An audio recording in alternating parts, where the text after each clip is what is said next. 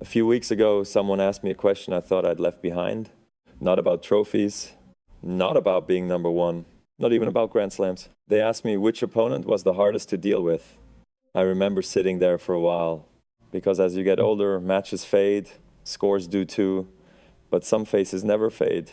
I've played against so many great players. Some beat me, some humbled me, some changed me. And strangely enough, looking back now, I don't remember the early victories. I remember the nights that followed, the hotel rooms, the long flights, the feeling that no matter how hard I tried, there was always someone who found a way to make me feel helpless. So today I want to talk about 5 tennis players that I truly admire. Number 5 was Michael Chang. He was not the biggest hitter, not the tallest guy out there. And if you watched us warm up, you probably would have picked me to win most days. I probably would have picked me too, but matches are not played in the warm up. They are played in the space between patience and frustration.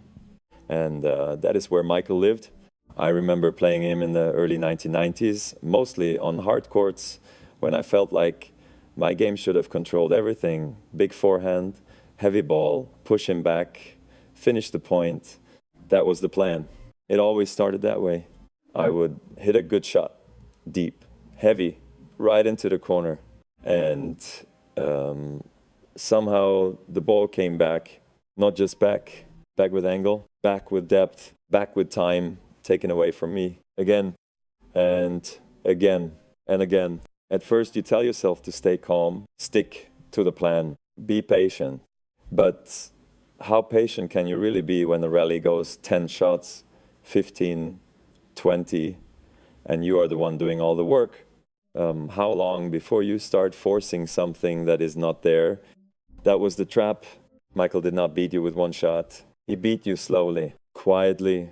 He made you feel like you had to do more, and then a little more, and then just a little too much. I remember walking to the baseline between points, telling myself to reset, slow it down, breathe.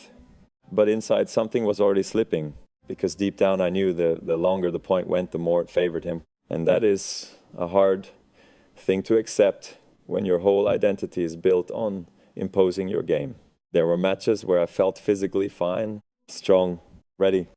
But mentally, it felt like I was chasing something I could not quite catch.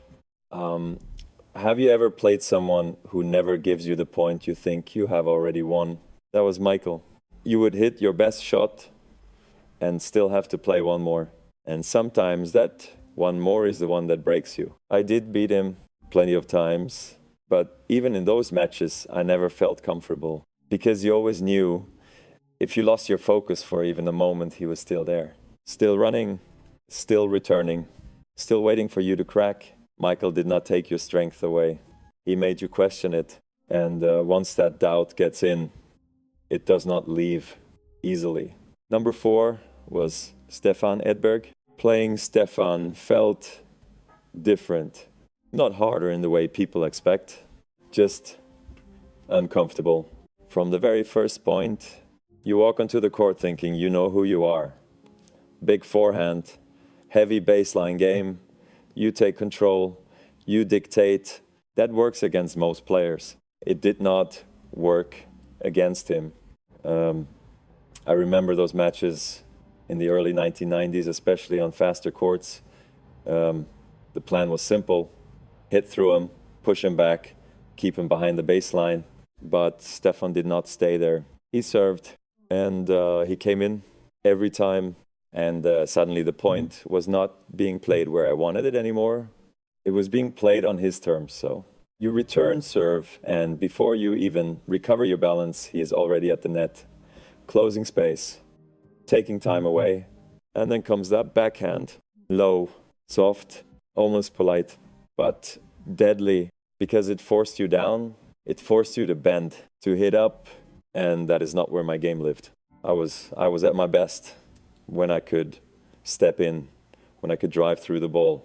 Against Stefan, I was always a little late, a little low, a little off. Do you know what it feels like when your best shot suddenly stops being your best shot? When the ball never comes back at the height you need, When every rally starts to feel like you are playing from underneath, that was the match.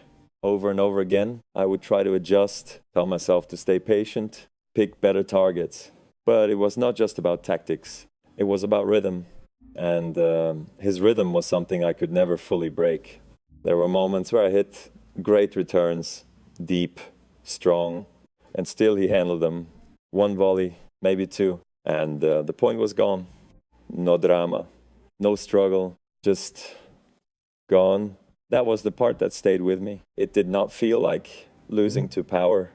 It felt like being taken apart quietly, like someone solving a problem you did not even know you were creating. I respected him for that, still do, because Stefan showed me something I did not want to admit at the time. That tennis is not always about imposing your will. Sometimes it is about whether your game even belongs in that moment. And against him, a lot of the time, mine did not. Number 3 was Sergi Bruguera. Clay was supposed to be my ground. It was where I felt strongest, where the points were longer, yes, but they were on my terms. Or at least that is what I believed. By 1993, I had already won Roland Garros twice.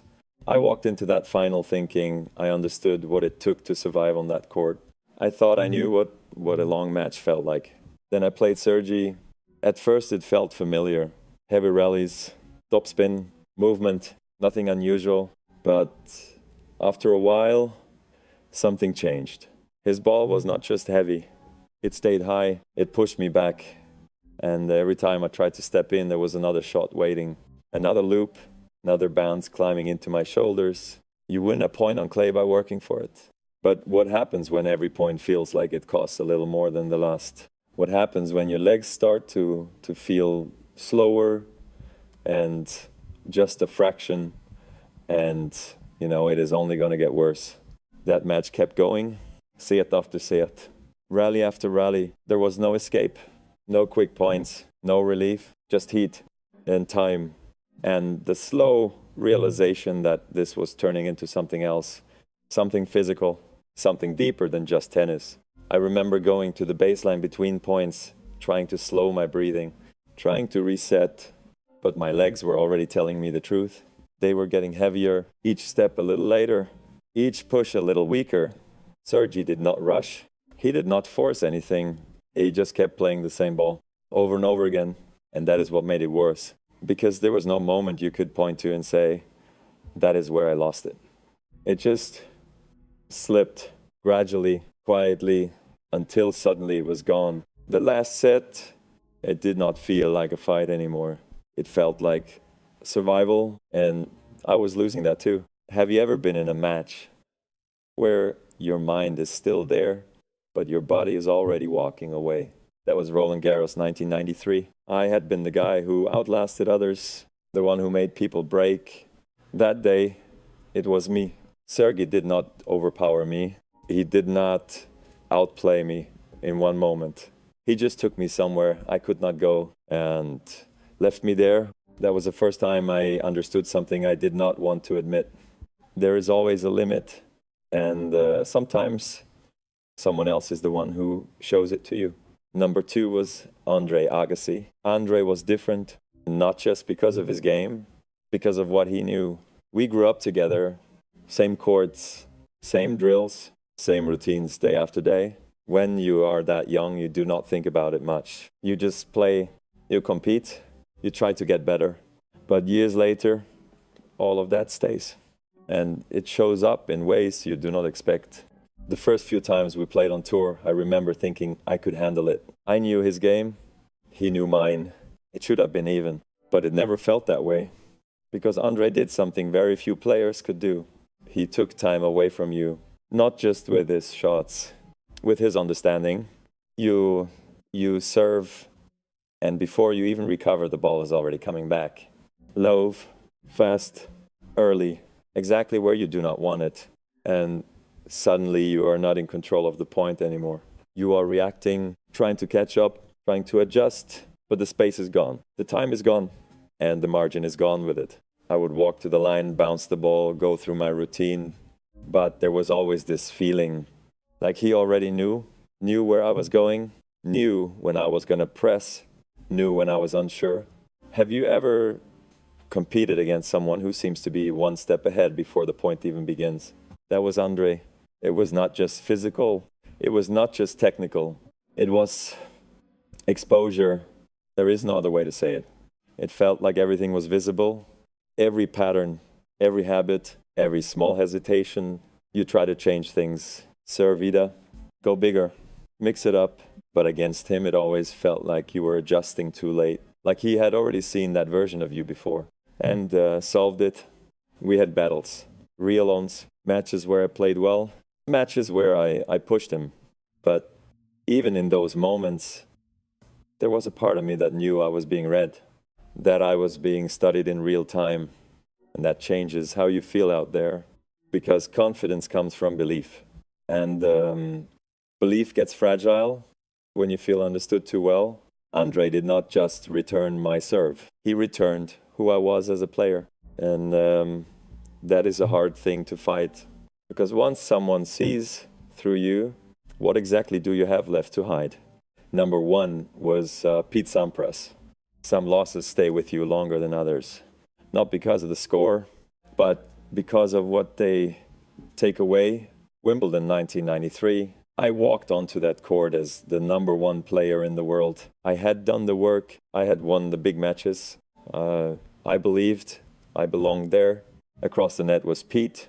You look at him and at first there is nothing overwhelming. No noise, no emotion, just stillness. And then the match starts. Serve, ace, serve, unreturned, serve, one shot, point over. You try to settle in. Tell yourself it is early. You will find a rhythm. But what rhythm can you find when the points never really begin? That was the hardest part. There were no rallies to build into, no exchanges to feel your way through, just short bursts and then silence again. I remember standing at the baseline waiting for his serve, knowing what was coming and still not being able to do anything about it. Have you ever known exactly what someone is going to do and still felt completely powerless to stop it? That was Pete. His serve was not just fast, it was precise, relentless. He did not give you chances. He took them away before you could even see them. And slowly, something changes. You stop thinking about winning points. You start thinking about just touching the ball, just staying in it. And that is when you know the match has already shifted. I fought. Of course I did. You do not get to that stage without fighting, but it never felt like I was in control. Not once. Every game felt like he was slipping through my hands before I could close them. And when it was over, there was no explosion, no collapse, just a quiet understanding. I stood there and watched him lift that trophy. And in that moment, I knew something had changed, not just for that day. For me, for where I stood in the game, Pete did not just beat me at Wimbledon. He showed me that the game was moving somewhere I was not ready for. And once you feel that, once you truly feel it, you cannot go back to who you were before. So I will ask you this. What do you hold on to when the version of you that got you to the top is no longer enough? When I look back now, I do not see a list. I see a path. Michael took my patience. Stefan took my comfort. Sergi took my body. Andre took my certainty. And Pete took something deeper. He took the version of me that believed I would always find a way. People talk about greatness like it lives in trophies and numbers, records. But that is not how it feels when you are inside it. Greatness is not what you win. It is what you survive. It is what stays with you after the noise is gone. After the crowd leaves, after the rankings change, I reached the top of the game early. Maybe too early. I burned through years in a very short time. And at the time, you do not think about the cost. You just keep going. You keep pushing. You keep asking more from yourself. Until one day, there is nothing left to ask. No anger, no edge, no fire that feels the same, just silence and understanding. Those 5 men did not just challenge me. They shaped me. They forced me to see parts of myself I would have avoided. They made me stronger, and at the same time, they took something I could never fully get back. And strangely, I am grateful for that, because without them, there is no story, there is no growth, there is no reason for anyone to remember my name at all. So sometimes I wonder, years from now, when someone else sits in this chair and they are asked the same question, will my name come up? And if it does, what part of them will I have taken with me?